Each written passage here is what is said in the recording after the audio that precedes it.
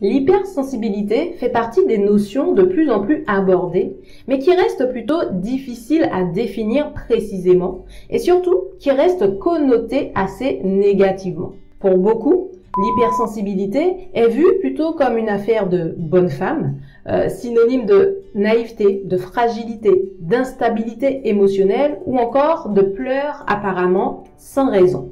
Mais le problème, c'est que toutes ces représentations, tous ces raccourcis de pensée créent de la confusion et n'aident pas les personnes qui se sentent ou qui se savent hypersensibles à mieux se comprendre, à mieux s'accepter et à se construire une vie en accord avec leur sensibilité. Donc dans cette vidéo, je te propose de clarifier ce qu'est l'hypersensibilité, qui lorsqu'elle est apprivoisée peut constituer une véritable force, et de faire la différence avec l'hyperémotivité qui, elle, est source de souffrance. Donc si c'est bon pour toi, on est parti. Hypersensibilité. Encore un mot construit avec le préfixe hyper, et on comprend bien que les hypersensibles sont des personnes qui ont une sensibilité supérieure à une certaine norme. Mais à ce jour, il n'existe pas vraiment de définition scientifique globale qui fasse consensus pour savoir qu'est-ce qu'une sensibilité dite normale et qu'est-ce qu'une sensibilité supérieure. Donc l'hypersensibilité est principalement une appréciation personnelle.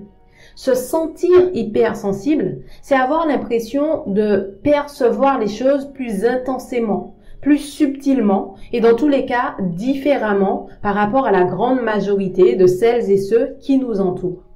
Donc pour mieux comprendre cette hypersensibilité, on peut déjà se demander ce qu'est la sensibilité tout court. Donc regardons un peu du côté des définitions.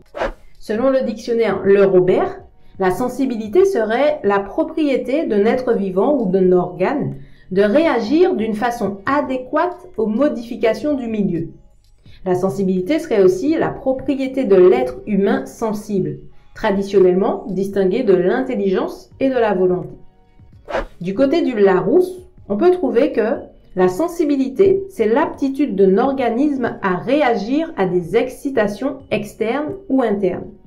C'est également l'aptitude à s'émouvoir, à éprouver des sentiments d'humanité, de compassion, de tendresse pour autrui.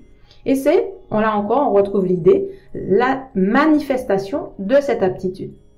Donc ce qui est intéressant, c'est qu'à partir de ces définitions, on pourrait schématiser le mécanisme de la sensibilité de la façon suivante. La première composante de la sensibilité, c'est la perception. Et finalement, c'est logique. Puisque avant même de pouvoir réagir à des stimuli intérieurs ou extérieurs, il faut déjà les percevoir. Que ça soit une douleur, une émotion ou un bruit, deux individus vont ressentir les choses et donc capter les informations tirées de leur environnement de façon différente en fonction de leur niveau de sensibilité. La deuxième composante de la sensibilité, c'est l'interprétation. Pour faire simple, une fois les différents stimuli captés par nos sens, ces messages vont remonter jusqu'au cerveau via le système nerveux et le cerveau va donc se mettre à traiter ces informations pour décider de ce qu'il en fait. Je ne suis pas du tout une spécialiste de ce sujet, je ne pourrais donc pas entrer dans les détails sur le fonctionnement du cerveau, mais il est important de comprendre que c'est à ce stade qu'interviennent nos souvenirs, notre culture, nos croyances, nos jugements, etc., etc. Et c'est à partir de tout ce jeu complexe d'associations, d'instincts, de pensées, d'émotions, de sensations, que le cerveau va élaborer un message nerveux moteur qui va enclencher la troisième composante de la sensibilité, qui est la réaction. L'individu va donc réagir différemment selon que son cerveau lui indique que tout va bien, que tout est normal et qu'il est en sécurité, ou au contraire, selon que son cerveau lui indique qu'il y a un danger et qu'il doit se protéger ou protéger les autres. Donc à travers cette décomposition de la sensibilité en trois phases, perception, interprétation, réaction, on comprend mieux qu'une personne hypersensible, premièrement, capte beaucoup plus d'informations provenant de son environnement. Elle perçoit plus de stimuli. Deuxièmement, Son cerveau se retrouve donc à traiter un plus grand nombre d'informations en simultané.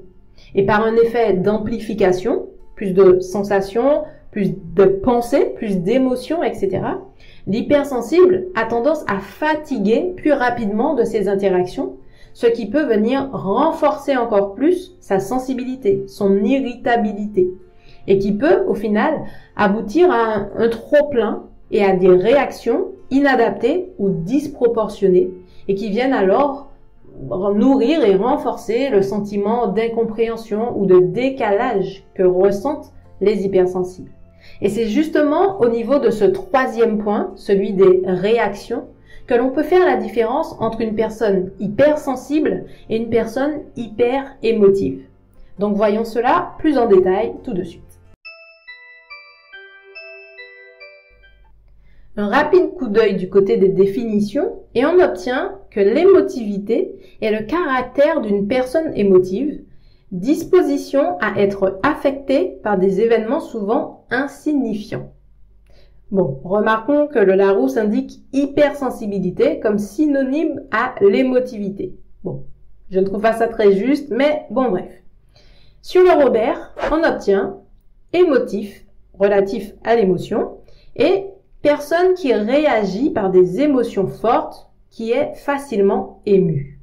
Si on se sert de la décomposition vue précédemment, ce que l'on remarque avec ces définitions, c'est que lorsqu'on parle d'hyper-émotivité, on ne considère ni le niveau de perception des stimuli de l'environnement, ni le niveau de traitement et d'interprétation de ces informations au niveau cognitif. Parler d'hyper-émotivité, c'est alors considérer uniquement la réaction qui est alors jugée excessive ou disproportionnée, mais sans chercher à comprendre pourquoi finalement. Et c'est ça le fond du sujet. Parce que l'hyper-émotivité en elle-même n'est pas le vrai problème, puisqu'en fait, l'hyper-émotivité est la conséquence d'une hypersensibilité incomprise ou d'un cocktail d'émotions qui nous dépasse et qu'on ne sait pas gérer. Prenons l'exemple de notre réaction face à un nourrisson en pleurs.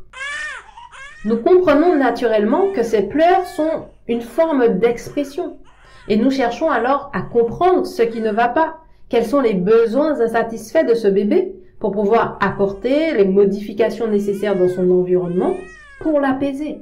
Eh bien pour nous, adultes, ça devrait être pareil. L'hyperémotivité est simplement une réaction émotionnelle incontrôlée qui certes concerne majoritairement des personnes hypersensibles qui n'ont pas réussi à trouver ou à retrouver leur équilibre. Mais l'hyperémotivité peut également concerner des personnes qui ne sont pas hypersensibles, mais qui traversent une phase de fragilité, de vulnérabilité émotionnelle. Ça peut être en raison de la fatigue, de la maladie, d'un événement, un changement de vie douloureux qui vient alors réactiver des blessures émotionnelles ou des expériences traumatiques. Mais le point sur lequel j'aimerais insister ici, c'est que l'hyperémotivité en elle-même n'est ni négative ni positive. C'est simplement un message qu'il nous faut comprendre.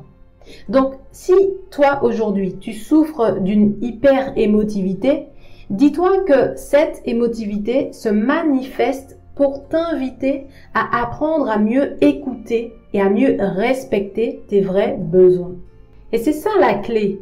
Parce que si tu es hypersensible, tu ne peux pas modifier ton haut niveau de sensibilité.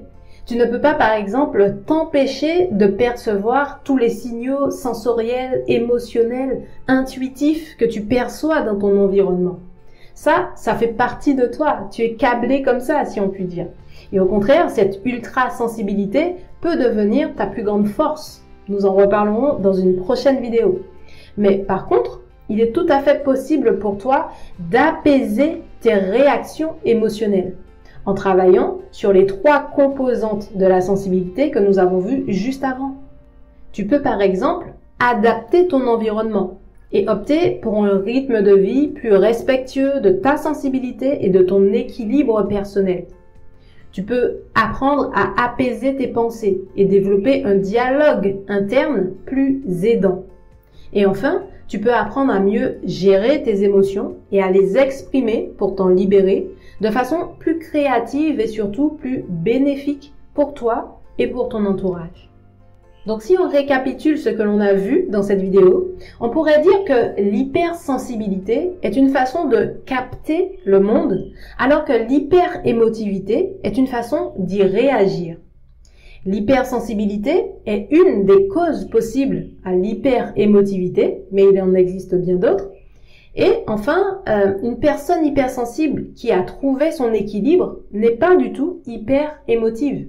Alors qu'une personne qui n'est pas hypersensible, mais qui pour une raison ou pour une autre vit une fragilité émotionnelle, peut avoir une émotivité extrême et incontrôlée. Donc tu l'auras compris, ces deux notions sont étroitement liées, mais il me semble capital de bien les dissocier, de bien les différencier pour t'autoriser à vivre ton hypersensibilité et tes émotions de façon saine et apaisée. Donc si aujourd'hui tu te sens submergé par tes émotions et que tu souhaites gagner en sérénité, tu trouveras dans la description de cette vidéo le lien pour réserver ton appel découverte offert avec moi et les liens vers mes programmes d'accompagnement. Pense à me faire tes retours dans les commentaires, à t'abonner à la chaîne si ce n'est pas encore fait et je te dis à très vite pour une prochaine vidéo. Ciao!